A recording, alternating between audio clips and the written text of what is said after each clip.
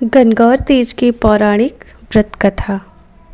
एक बार भगवान शंकर तथा पार्वती जी नारद जी के साथ भ्रमण को निकले। चलते चलते वे चैत्र शुक्ल तृतीया के दिन एक गांव में पहुंच गए। उनके आगमन का समाचार सुनकर गांव की श्रेष्ठ कुलीन स्त्रियां उनके स्वागत के लिए स्वादिष्ट भोजन बनाने लगीं। भोजन बनाते बनाते उन्हें काफ़ी विलंब हो गया, किंतु साधारण कुल की स्त्रियां श्रेष्ठ कुल की स्त्रियों से पहले ही थालियों में हल्दी तथा अक्षत लेकर पूजन हेतु पहुंच गई। पार्वती जी ने उनके पूजा भाव को स्वीकार करके सारा सुहाग रस उन पर छिड़क दिया। वे अटल सुहाग प्राप्ति का वरदान पाकर लौटी। तत्पश्चात उच्च कुल की स्त्रियां अनेक प्रकार के पकवान लेकर गौरी जी की और शंकर जी की पूजा करने लगी। सोने चांदी से निर्मित उनकी थालियों में विभिन्न प्रकार के पदार्थ थे। उन स्त्रियों को देखकर भगवान शंकर ने पार्वती जी से कहा, तुमने सारा सुहाग रस तो साधारण कुल की स्त्रियों को ही दे दिया, अब इन्हें क्या दोगी?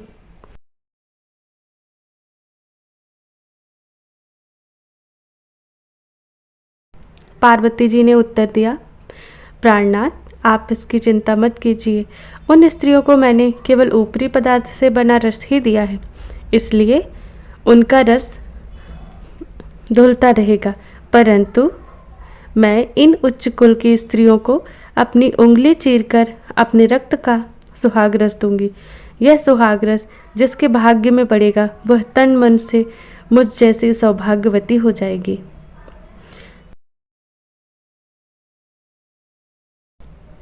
जब स्त्रियों ने पूजन समाप्त कर दिया, तब पार्वती जी ने अपनी उंगली चीरकर उन पर छिड़क दी। जिस पर जैसा छींटा पड़ा उसने वैसा ही सुहाग पा लिया। तत्पश्चात भगवान शिव की आज्ञा से पार्वती जी ने नदी तट पर स्नान किया और बालू की शिव मूर्ति बनाकर पूजन करने लगी। पूजन के बाद बालू के पकवान बनाकर शिव जी को भोग लगाया। प्रदक्षिणा करके नदी तट की मिट्टी से माथे पर तिलक लगाकर 2 कण बालू का भोग लगाया। इतना सब करते करते पार्वती जी को काफ़ी समय लग गया। काफ़ी देर बाद जब वे लौट कर आईं तो महादेव जी ने उनसे देर से आने का कारण पूछा। उत्तर में पार्वती जी ने कहा, उन्होंने झूठ ही कह दिया कि वहाँ मेरे भाई भावज आदि मायके वाले मिल गए थे, उन्हीं से बातें करने में देर हो गई। परंतु महादेव तो महादेव ही थे, वे कुछ और ही लीला रचना चाहते थे। अतः उन्होंने पार्वती जी से कहा, पार्वती तुमने नदी के तट पर पूजन करके किस चीज़ का भोग लगाया था और स्वयं कौन सा प्रसाद खाया था? स्वामी, पार्वती जी ने पुनः झूठ बोल दिया। मेरी भावज ने मुझे दूध भात खिलाया था, उसे खाकर मैं सीधी यहाँ चली आ रही हूँ। यह सुनकर शिव जी भी दूध भात खाने की लालच में नदी तट की ओर चल दिए। पार्वती जी दुविधा में पड़ गई। तब उन्होंने मौन भाव से भगवान भोले शंकर का ही ध्यान किया और प्रार्थना की, हे भगवान, यदि मैं आपकी अनन्य दास हूँ तो आप इस समय मेरी लाज रखिए। यह प्रार्थना करते हुए पार्वती जी भगवान शिव के पीछे पीछे चलती रही। उन्हें दूर नदी के तट पर माया का महल दिखाई दिया। उस महल के भीतर पहुंचकर वे देखती हैं कि वहां शिव जी के साले तथा सरहज आदि सपरिवार उपस्थित हैं। उन्होंने गौरी तथा शंकर का भाव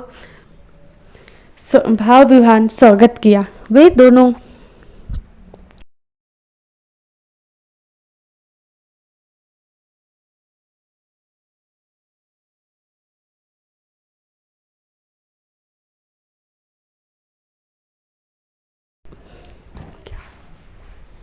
तीसरे दिन पार्वती जी ने शिव जी से चलने के लिए कहा, पर पार्वती जी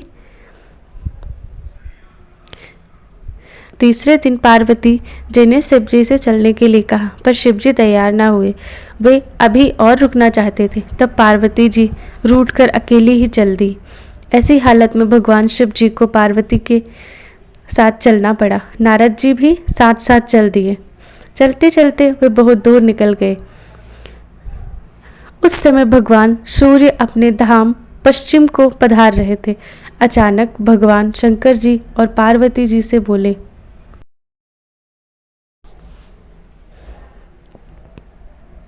अचानक भगवान शंकर पार्वती जी से बोले, मैं तुम्हारे मायके में अपनी माला भूल आया हूँ। ठीक है, मैं ले आती हूँ, पार्वती जी ने कहा और जाने को तत्पर हो गई। परंतु भगवान ने उन्हें जाने की आज्ञा ना दी और इस कार्य के लिए ब्रह्मपुत्र नारद जी को भेज दिया। परंतु वहां पहुंचने पर नारद जी को कोई महल नजर ना आया।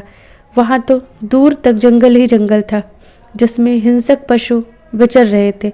नारद जी वहां भटकने लगे और सोचने लगे कि कहीं वे किसी गलत स्थान पर तो नहीं आ गए। मगर सहसा ही बिजली चमकी और नारद जी को शिव जी की माला एक पेड़ पर टंगी हुई दिखाई दी। नारद जी ने माला उतार ली और शिव जी के पास पहुंचकर वहां का हाल बताया। शिव जी ने हंसकर कहा, नारद, यह सब पार्वती की ही लीला है। इस पर पार्वती बोली, मैं किस योग्य हूँ? तब नारद जी ने सिर झुकाकर कहा, माता, आप पतिव्रताओं में सर्वश्रेष्ठ हैं। आप सौभाग्यवती समाज में आदि शक्ति हैं। यह सब आपके पतिव्रत का ही प्रभाव है। संसार की स्त्रियां आपके नाम स्मरण मात्र से ही अटल सौभाग्य प्राप्त कर सकती हैं और समस्त सिद्धियों को बना तथा मिटा सकती हैं। तब आपके लिए यह कर्म कौन सी बड़ी बात है? महामाये गोपनीय पूजन अधिक शक्तिशाली तथा सार्थक होता है। आपकी भावना तथा चमत्कारपूर्ण शक्ति को देखकर मुझे बहुत प्रसन्नता हुई है। मैं आशीर्वाद देता हूँ। आपकी भावना तथा चमत्कारपूर्ण शक्ति को देखकर मुझे बहुत प्रसन्नता हुई है। मैं आशीर्वाद रूप में कहता हूँ कि जो स्त्रियाँ इस तरह गुप्त रूप से पति का पूजन करके मंगल कामना करेंगी, उन्हें महादेव जी की कृपा से दीर्घायु वाले पति का साथ मिलेगा।